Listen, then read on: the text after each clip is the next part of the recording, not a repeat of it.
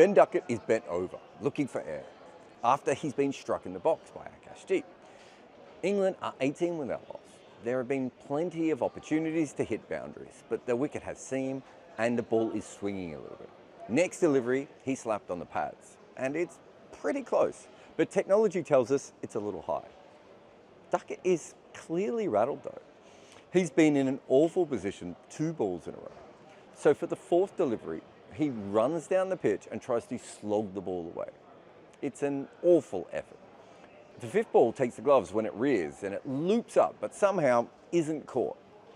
Duckett has been struck, almost LBW, played and missed while also edging a ball. This is the kind of over you just want to get out of. For most of the last 148 years, the batter would simply block, leave, or at least nudge the last delivery. That is not how modern players look at this. Duckett didn't want to be trapped on the crease or punching one into the cordon. He wanted to get out of the over by ensuring that next time Akash wouldn't bowl another great line and length 6 deliveries at him. So Duckett literally flipped the script. But Akash saw it and he changed his length to short. So Duckett just went with it and reverse pulled it over the slip's head for 6. The spell was broken, and the following over, Duckett went back to running at Akash and slapping him. England were away. This was not a bad shot because it worked. If it hadn't, it was. Batting is almost binary now. It's the best shot you've seen or the worst. Brian Lara used pot plants to work on his placement. John Wright glued his glove to his bat.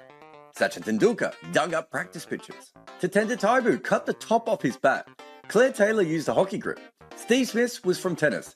Dean Jones would call phantom runs. And Victor Trumper turned the nets into a war zone to survive. The best batters in the world do whatever they have to make runs.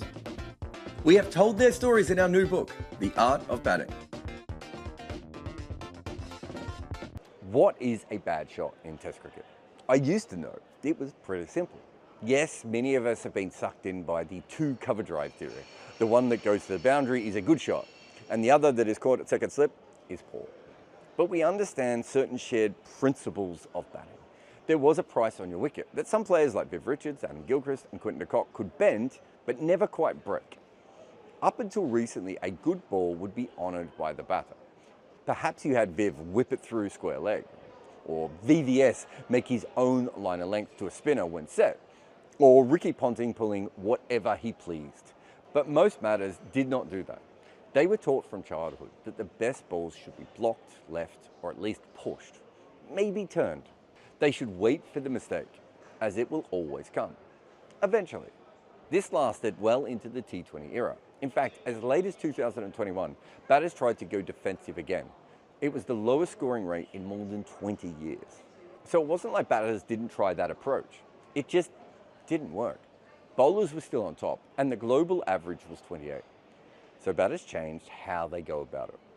Obviously, this is at least in part due to T20 cricket and the way that modern players develop. And it was also about the weirdness of England and that they were producing incredible ODI batters and not so much in Tests. Plus, Brendan McCullum ended up taking the wrong job. Maybe bazball has meant that we're here a little bit earlier, but Rishabh Pant and Travis Head were independent of that. So we were heading there regardless. Modern batters react to tough situations in an attacking way. We don't really have draws anymore. And instead of trying to defend out of a hole, they attack. Think of Pant. He manufactures his own length to balls. Obviously, like most players, he can do that against the spinners. He has fast feet and is not afraid to use them. This is all very, very normal. But it's less standard to do it against seam bowlers. Again, Pant does this very, very fast. As the bowler hits the crease, they don't actually always have a clue he's about to come at them. Then he's moving at them at top speed, and their length is upset almost every time. This has become obviously a lot more common in modern cricket. However, Pant also gets low, into a position where he could sweep or launch a ball from the quicks off that length. And think about it, this might be that bowler's best delivery, but in this position, he can hit a boundary by only using the fast bowler's pace. His most interesting shot is actually the one where he drops his entire center of gravity. It isn't a sweep or a scoop. It's just that he changes the length by moving where his center of gravity is. And he doesn't even always play the same shot. because at other times he's actually getting low to pull a ball that you could never play that shot from if you weren't squatting down. The bat is so high, it's almost above his head. You'd think that it was a sweep, but it really isn't. It would feel like craziness a while back, but in modern cricket, it's just a normal thing. Punts risks are high, but we all know what happens when they come off. There is actually no way to bowl to him. This is how modern batting goes. It's high risk versus high reward. A little bit different from when your uncle pretend batters only ever defended with a perfectly straight bat for every delivery. Modern batting game theory is about destroying the fifth or the fourth, sometimes even the third bowler, about exploiting the field even at a risk of a wicket, and ensuring that no one can deliver their best ball to you for hours on end. So with that, do we need to change what is considered a good shot in tests? Let's go back to Rajkot for the previous time these two teams played each other. England were 224 for 2 with Root just getting set, and Bumrah was bowling to him with a second and third slip formation. And it should be said that the Indian bowler has a psychosexual hold on Root. He has bowled twice as many balls to him as any other player, and Root has been dismissed 11 times. 6 of them are outside off stump, caught in the cordon. Root is used to Bumrah tormenting him outside off, and so he decides on a drastic action. As the foot of the Indian quick hits the turf, Root twitches, but not really enough to give the bowler any time to change his arm, as he's already in action. And by the time the ball is about to be released, Root has got into position, and he's doing all of this because he believes Bumrah will be bowling outside off. That is a big advantage of Test cricket that batters haven't always used. In limited overs, you're not actually sure exactly where the next ball will be. In Tests, you quite often are. Then one other thing comes through that McCullum style of cricket is taking out the slips. There is an idea, which is a little flawed, that the reverse scoop can take them out of play.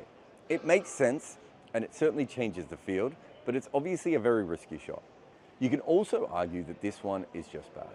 Because of Bumrah's angle in, it means that it is going to be more cramped. It's also fuller than Root expects, which doesn't quite allow him to get under it the way he wants to.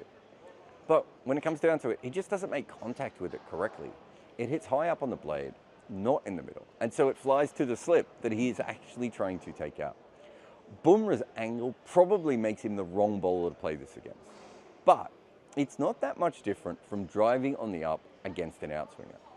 In this case, it is a bad shot because of how it was executed and who it was against.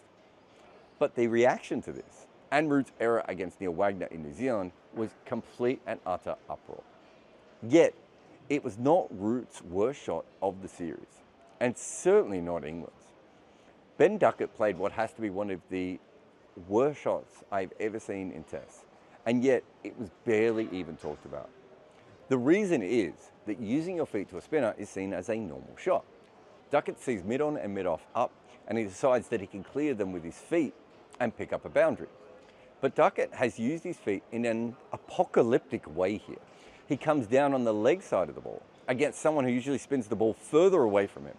And Ashwin doesn't seem to have seen him, because if he had, he would have bowled far wider. Instead, the off-spinner pitches it up on off-stump. Had Duckett came straight down the wicket, he would have been in a good spot to hit it. But he's almost 80 centimetres from where it pitches, and with his head falling over. The only way he can reach the ball is by angling his bat. And that is a problem because Duckett has played over a near full toss with that angled bat. So if he'd been in any kind of position to hit through it, the ball is likely to end up near the middle of his blade. Instead, he's standing with his back foot almost off the pitch as the ball hits the wicket. So maybe if some charitable donation is needed, we could say he saw a slower delivery and decided to use his feet. Except, it's clear he made the move before the ball was bowled, then got his feet wrong, his head fell over, and he really played over a ball that he should have hit. So he made a premeditated decision to come down and then executed the shot terribly and was bowled. Why, outside of bazballian champagne Kool-Aid, would Duckett do this? Well, Duckett averages 11.3 against Ashwin, and the great offie had been tormenting his inside and outside edges by sticking him to the crease. So Duckett decided to change that. But he made a poor decision and then executed it like he had swallowed a hand grenade. Former West Indian great Jeff Dujon has said repeatedly on commentary that almost all wickets are from batters' errors. And modern data shows us that batters often make many more mistakes than the fatal one that we end up obsessing over. But when you compound one error with another, you're upping your chances of a dismissal. And that is what Duckett did. And it's a horrible shot, but again, still not probably the worst that England played in that series. That would probably be Root's, also against Ashwin. England were needing basically 400, and they were 154 for 3 when Root decided to be aggressive. So when Ashwin comes around the wicket, he decides to come down the pitch and smash him. He doesn't move as early as Duckett, and he comes straight down the pitch. But there are some issues here. Again, he has kind of decided to come down before the ball has come out, and it's angled across him, yet he still decides to go for it. But weirdly, he then tries to heave it across the line. So he ends up playing a running slog sweep. And that's not an easy shot to play. Here, his head falls over and he actually takes his eyes off the ball. So his charge and slog ends up nearly blind and he gets a top edge and is caught. It was a bad choice and terribly executed. Far worse than what Duckett did against Ashwin or Root versus Bumrah. And this is where modern day thinking needs to be applied. Because one of the main reasons this was a worse shot was the field. Root was playing a big slog across the leg side with fielders out on the boundary. The previous shots were about exploiting the field. This one, the only way it could have been successful was a 6 or somehow missing one of the many fielders in the deep. Which brings us to Lords and Harry Brook, who looked like he was about to win the game for England on his own. He treated Akash Deep like a piece of toilet paper stuck on his shoe. India did try and get in his head though, by bringing the keeper up and stopping him from coming around the wicket. So Brook scooped him.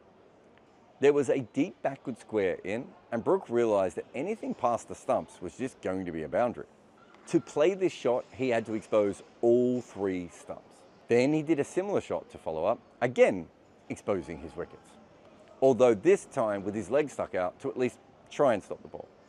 That means 2 deliveries in a row, he exploited the line and length of Akash and taken boundaries. Shub McGill had seen enough, and he moved deep backward square to an unusually fine leg. Some of this was because of the weird shape of Lords, but they also wanted someone where he'd just hit the ball. With those 2 boundaries, they moved 71 runs ahead on what was a pitch that was only going to get tougher to bat on. Jasprit Bumrah had already finished his spell. India was trying to rest him and Mohammad Siraj. They'd already got a bonus wicket out of Nitesh Reddy, but they needed him to at least hold firm. A big over here, and India's rotation would be a mess. And let's be honest, Brook would have been well and truly away. So when the field changed, Brook hit the ball somewhere else, straight over mid-off and into the Lord's pavilion. The following over, he took another boundary from Nitesh. And the thing with Brook is how quickly he can change a match. It might only take a few more overs. He was 23 from 18. 3 more big ones might have been enough. So when Akash's foot hits the crease, Brook hasn't made a decision yet. He is still completely still. But when the ball comes out, he picks up how full and straight it is and decides to exploit the field change that Gill had made.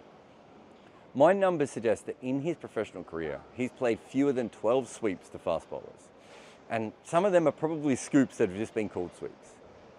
But he just doesn't play this shot very much because no one since Mel Loy has.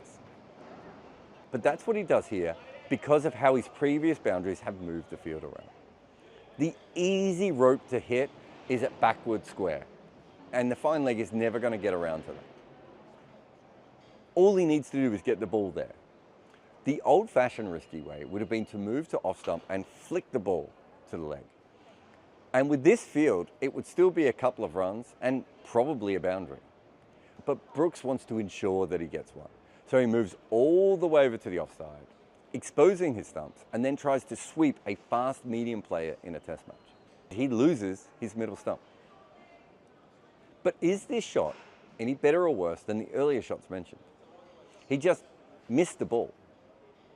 And had he hit this, it is another boundary, and India are not even sure that they can bowl one of their main options. Modern test batting really is kill or be killed. Later on day 2 at the Oval, Duckett starts to get angsty again. He strikes a beautiful 4 with a pull, but then he mistimes the next few deliveries and misses one as well. There is a moment where he can simply block or leave some to get through the over and maybe reload for later. Ben Duckett absolutely does not do that. He decides to play a conventional ramp down to fine leg. The issue is he gets down too early and Akash follows him. And instead of bailing out or even just flicking it over his other shoulder for a reverse, Duckett ends up moving into a horrible position and getting hit on the hip.